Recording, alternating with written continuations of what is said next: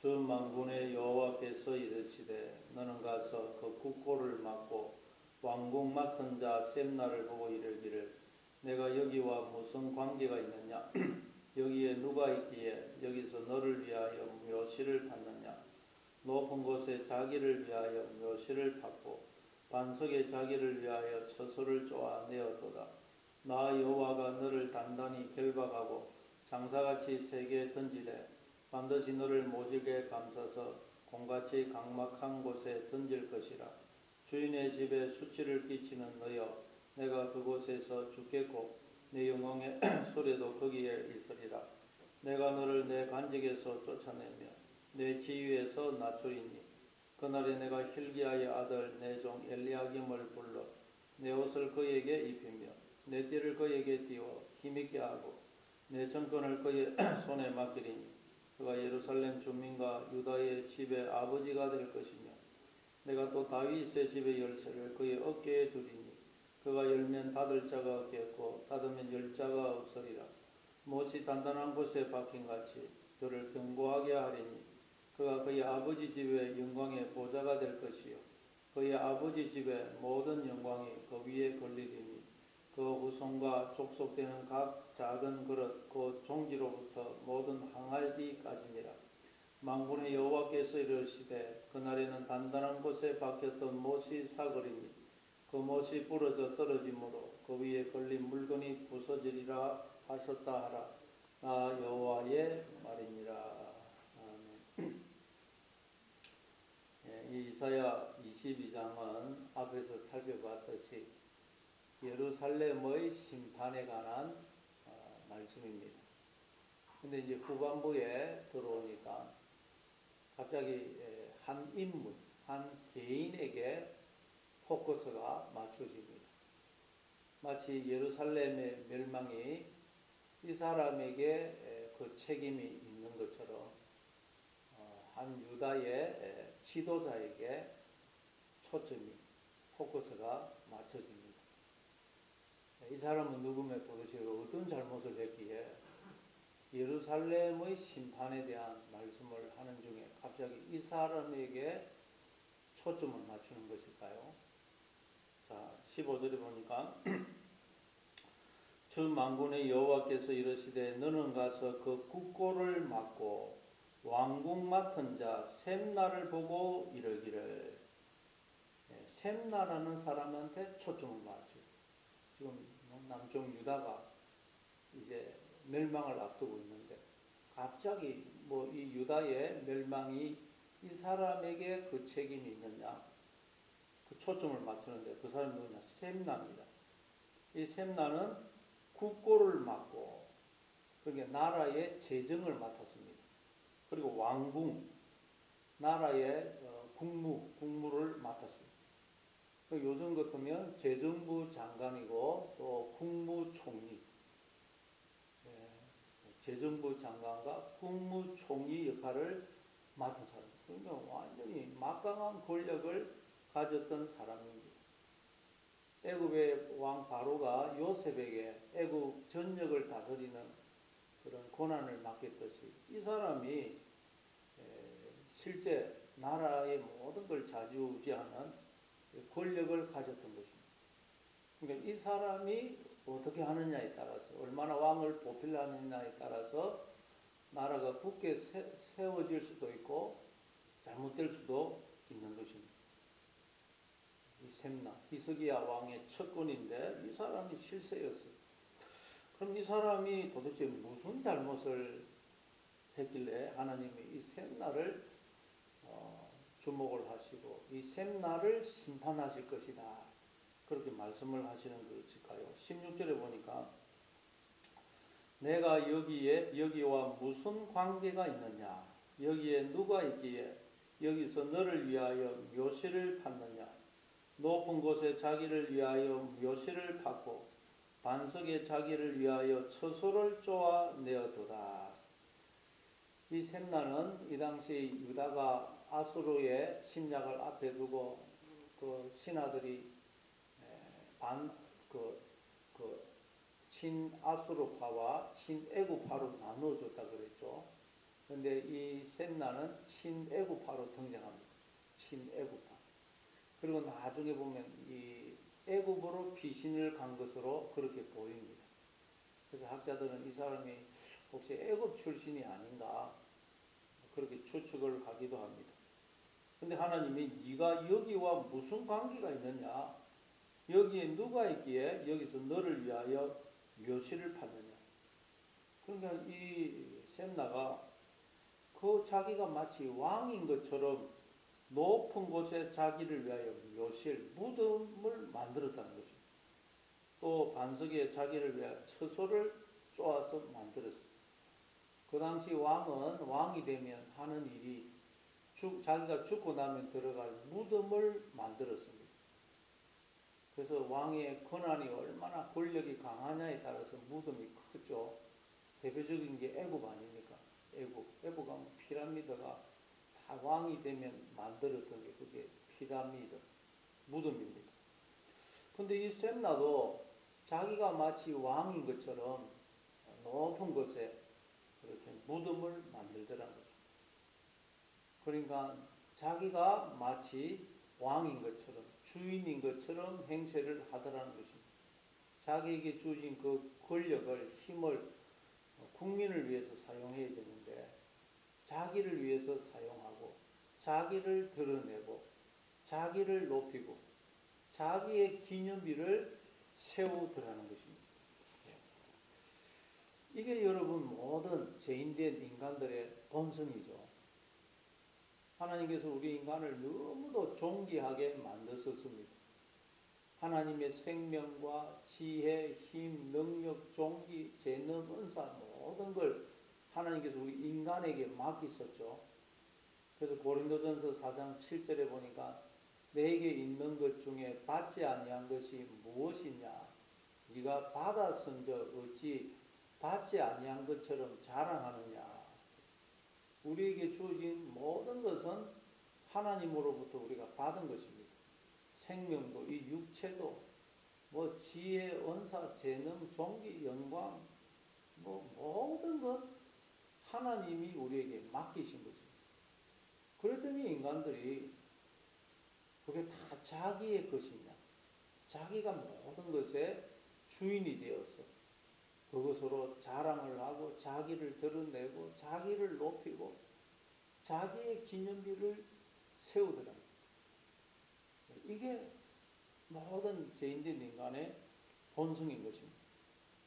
그게 선악과 사건이죠.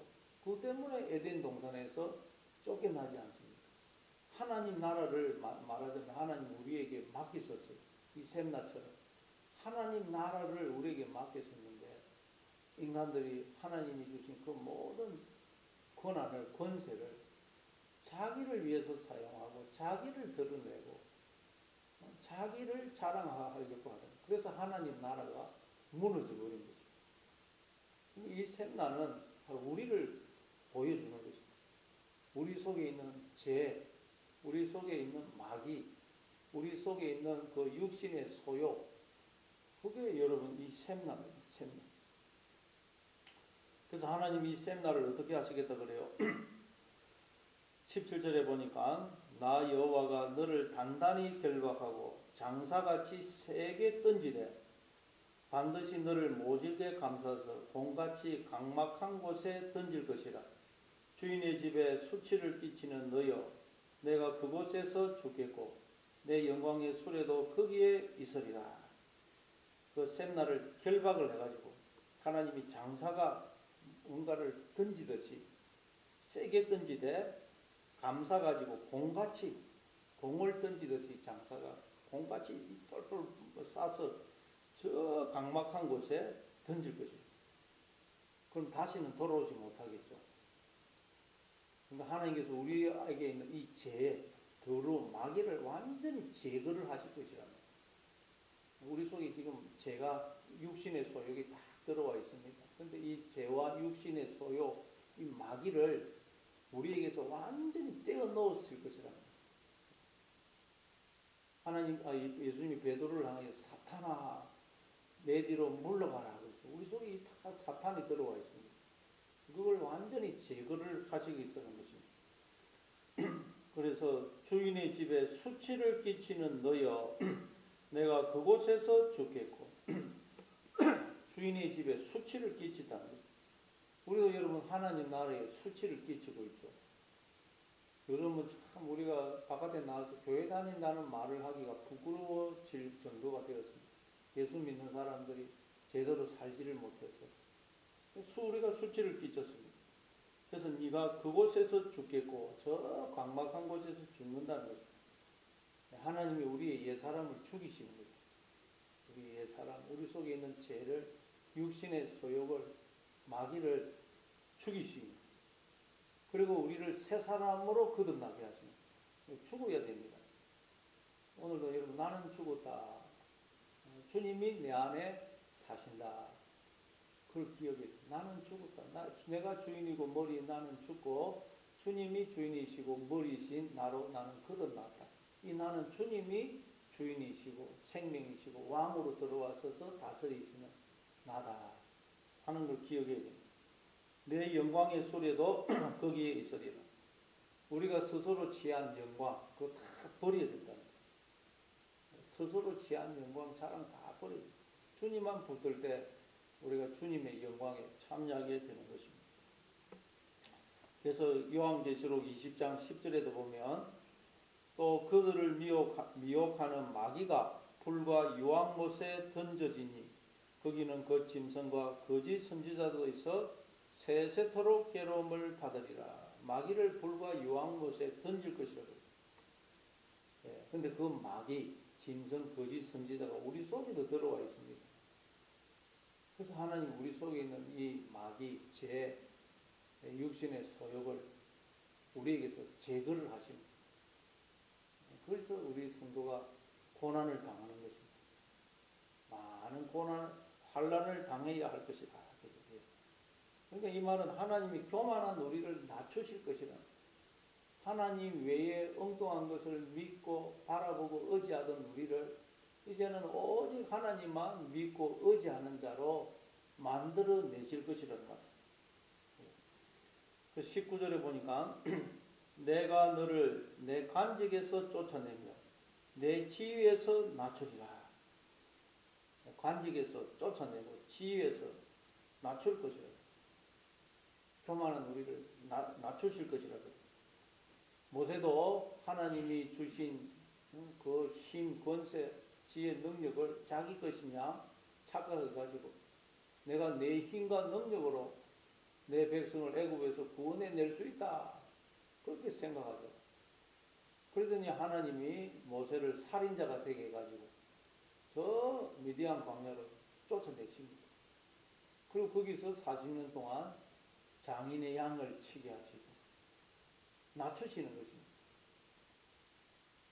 이게 여러분 하나님 우리에게 하시는 것입니다.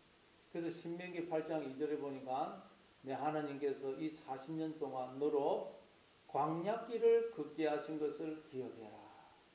하나님께서 이제 우리가 예수 믿으면 인생 광야를 지나게 하신다는, 그렇게 하시는 이유가 뭐라 그래요? 이는 너를 낮추며 네 마음이 어떠한지, 너를 시험하여 네 마음이 어떠한지 또 알아보고, 너를 낮추고 너도 알지 못하고 네 조상도 알지 못하는 만나를 내게 먹이신 것은 사람이 떡으로 사는 게 아니고 하나님의 입에서 나오는 말씀으로 사는 줄을 알게 하려 합니다. 하나님께서 우리로 인생 광야를 통과하게 하시는 그 이유가 뭐냐? 우리를 낮추고 시험하고 해가지고 우리는 떡으로 사는 게 아니고 하나님의 입에서 나오는 말씀으로 사는 것이구나. 그걸 깨닫게 하기 위해서라. 떡으로 사는 게 아니고 말씀으로 산다. 이건 무슨 의미예요? 그게 이제 예수님의 그 시험을 통해서 그게 무슨 의미인지 드러나죠. 예수님이 공생애를 시작하실 때 성령에게 이끌려 마귀에게 시험을 받으러 광야로 가시죠. 그러니까 시험하는 자가 와가지고 네가 만일 하나님의 아들이거든 이 돌을 명하여 떡이 되게 하라. 그러자 예수님이 신명기의 이 말씀을 인용해서 사람이 떡으로 살 게 아니고 하나님의 입에서 나오는 말씀으로 산다. 그러니까 우리가 떡으로 사는 게 아니고 하나님의 입에서 나오는 말씀으로 산다는 말은 우리는 스스로 떡을 만들어서 우리가 생명과 복을 만들어서 그걸 먹고 사는 게 아니고 하나님으로부터 내려오는 생명과 복을 떡을 먹고 살고 있다는 말이에요. 그걸 우리 인생을 통해서 깨닫는 것입니다. 우리가 뭘 만들어서 떡을 만들어서 생명과 복을 만들어서 그걸 먹는 게 아니고 하나님으로부터 부어지는 생명과 모든 복을 먹고 살고 있다. 여러분 우리가 어떻게 돌로 떡을 만들 수 있겠어요? 근데 인간들은 자기에게 주어진 생명과 복을 자기가 만들었다고 착각한다. 그거 말하자면 돌로 떡을 만들었다고 생각하는 것과 같다는 거예요. 그러나 여러분 누가 돌로 떡을 만들 수 있겠어요? 나는 돌로 떡을 만들어서 먹고 살고 있습니다. 그러면 그 미친 사람 아닙니까? 근데 인간들은 자기들에게 주어진 생명과 복을 마치 자기 것이냐 그렇게 착각한다. 그건 돌로 떡을 만들어서 먹고 있다고 생각하는 것과 같다는 것입니다. 여러분 우리는 인생을 통해서 생명과 모든 복은 하나님으로부터 부어지고 그걸 먹고 살고 있다는 걸 깨닫는 것입니다. 그러면 우리 하나님은 바라보아야 되지 않겠어요? 모든 게 생명과 복이 하나님으로부터 부어지니 하나님만 바라볼 수밖에 없는 것입니다. 그러면 여러분 우리가 어떻게 교만해질 수가 있겠습니까? 돈이 좀 있고 세상적으로 지위가 있고 뭐 한다고 해도 어떻게 교만해질 수 있겠어요? 하나님이 조금 나한테 더 맡기신 것일 뿐인데 돈이 좀 없고 뭐 사회적으로 별 볼 일 없다고 해서 또 위축될 필요도 없습니다. 뭐 잠시 하나님이 조금 내가 내려주시는 만나를 조금 적게 거두었을 뿐이었는데 그럼 교만할 것도 없고 위축될 것도 없는 것입니다. 그게 여러분 하나님이 너를 관직에서 쫓아내며 지혜에서 낮추겠다는 거예요. 20절에 보니까 그날에 내가 hil기야의 아들 내 종 엘리야김을 불러 내 옷을 그에게 입히며 내 띠를 그에게 띄워 힘있게 하고 내 정권을 그의 손에 맡기리니 그가 예루살렘 주민과 유다의 집의 아버지가 될 것이며 이제 하나님이 셈나 대신 hil기야의 아들 엘리야김을 이제 불러서 셈나가 입던 옷을 그에게 입히고 셈나가 띠던 띠를 그에게 띄우고 그리고 셈나가 가졌던 모든 정권 권세를 이 엘리야김의 손에 맡길 것이라. 엘리야김 여호와가 세우신다라는 뜻입니다. 우리는 여러분 다 하나님이 세우신다. 하나님이 세우시는 것이구나. 이걸 깨달아야 돼요. 이 엘리야김. 그래서 엘리야김 그가 예루살렘 주민과 유다의 집의 아버지가 될 것이다. 지도자가 될 것이다. 머리가 될 것이다. 또 22절에 내가 또 다윗의 집의 열쇠를 그의 어깨에 두리니 그가 열면 닫을 자가 없겠고 닫으면 열 자가 없으리라. 다윗의 집의 열쇠란 왕궁의 열쇠. 왕궁의 열쇠를 엘리야김에게 맡기겠다는 거죠. 그래서 엘리야김이 왕궁의 문을 열면 닫을 자가 없고 닫으면 열 자가 없을 것이라. 근데 여러분 이 표현이 또 어디에 나옵니까? 요한계시록 3장에 보면 그대로 나오죠. 요한계시록 3장에 보면 3장 7절에 보니까 빌라델피아 교회의 사자에게 편지하라. 거룩하고 진실하사 다윗의 열쇠를 가지신 이 곧 열면 닫을 사람이 없고 닫으면 열 사람이 없는 그가 이르시되 예수님을 두고 다윗의 열쇠 천국의 열쇠를 가지신 분이라 그래요. 그래서 예수님이 천국의 문을 열면 닫을 사람이 없고 닫으면 열 사람이 없을 것이다 그래요. 그냥 성경은 지금 이 엘리야김을 빌어서 예수님을 지금 설명합니다. 예수님이 천국의 열쇠를 가지고 계시다는 것입니다. 그래서 우리가 여러분 그 예수님을 나의 주인으로 왕으로 모시고 그 예수님의 말씀에 순종을 하게 되면 우리도 천국의 열쇠를 가진 자가 되는 것입니다. 예수님이 천국의 열쇠를 가지고 계시는데 그 예수님을 마음에 모시면 우리도 천국의 열쇠를 가지는 자가 되는 것입니다. 예수님은 우리를 통해서 이 천국의 열쇠를 사용하기를 원하세요. 그래서 우리가 예수님 말씀에 순종을 하면 예수님이 야 기뻐하고 감사해라, 용서하고 사랑해라. 그래서 우리가 기뻐하고 감사하고 용서하고 사랑하면 이 천국의 문이 확 열리는 것입니다. 왜? 예수님이 우리를 통해서 천국의 열쇠를 사용하기를 원하거든요. 그래서 우리가 기뻐하고 감사하고 용서하고 사랑하면 천국의 문이 열립니다. 그러나 예수님 말씀에 순종을 안 하면 천국의 문이 닫혀버립니다. 그러니까 우리 외에는 천국의 문을 열 자가 없다는 것입니다. 천국의 문을 여는 것과 닫는 것이 이제 나에게 달리거든요. 왜? 예수님이 나를 통해서 천국의 열쇠를 사용을 하시거든요. 그럼 여러분 오늘도 우리가 천국의 문을 열고 닫는 게 우리한테 달려있습니다. 예수님 말씀에 순종해서 기뻐하고 감사하고 용서하고 사랑하면 천국의 문이 확 열립니다. 순종을 안 하면 천국의 문이 닫힙니다. 천국의 문을 열어놓으면 누구도 닫을 사람이 없고 또 우리가 닫아버리면 누구도 우리 대신 열어줄 자가 없다는 것입니다. 그러니 오늘도 여러분 예수님 말씀에 그대로 순종을 하심으로 천국의 문을 활짝 열고 오늘도 천국을 사시는 여러분 되시기를 바랍니다. 23절에 못이 단단한 곳에 박힌같이 그를 견고하게 하리니 그가 그의 아버지 집에 영광의 보좌가 될 것이요. 못이 단단한 곳에 박힌같이 하나님께서 이 엘리야김을 견고하게 세울 것이라고. 그래서 그가 그의 아버지의 집에 영광의 보좌가 될 것이다. 그렇게 말씀합니다. 예수님이 영원한 우리의 왕이 되실 것이다. 예수님의 왕위가 영원할 것이다. 그래요. 그러면 우리도 예수님과 함께 왕노릇하게 되는 것입니다. 로마서 8장 17절에 보면